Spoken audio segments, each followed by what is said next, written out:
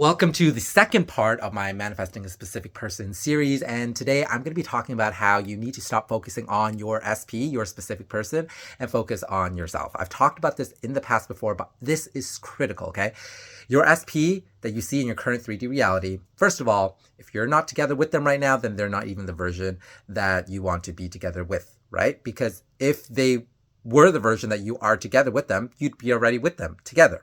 Let me break it down, okay? So, that's a 3D reality. That's a circumstance. That's external to you. As we know, the 3D external reality reflects our internal state. If we are internally within, already becoming the version or already is the version of us that already has that specific person that's already together with that specific person, that's going to be reflected out in the 3D external reality. So if you are focused on changing them, their behaviors, if you are not happy with them right now and you want to change something about them, change yourself. Okay, what are you talking? What are your assumptions about them? What are your assumptions about yourself? I'm gonna go into this later in the video series as well. But the key point here is that you need to really focus on shifting yourself. I'm not talking here about changing yourself in terms of changing your character or personality. That's not what I'm talking about.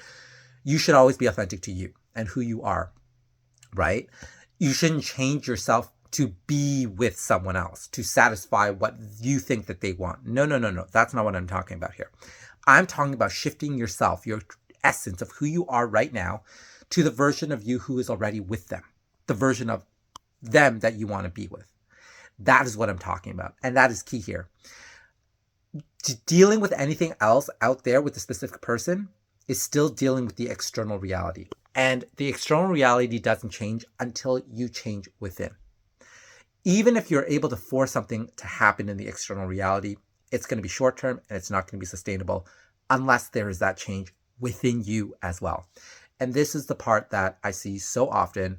People keep coming up with things like, this is the circumstance. How do I change them to be nicer to me? How do I change them to be more responsive and more loving and more supportive of me? No, you're not trying to change them. That's a valid reality. That's a dead world also. That's a 3D reality that you've already manifested. You have to change yourself in order for them to reflect that change back to you. Okay? Stay tuned for part 3.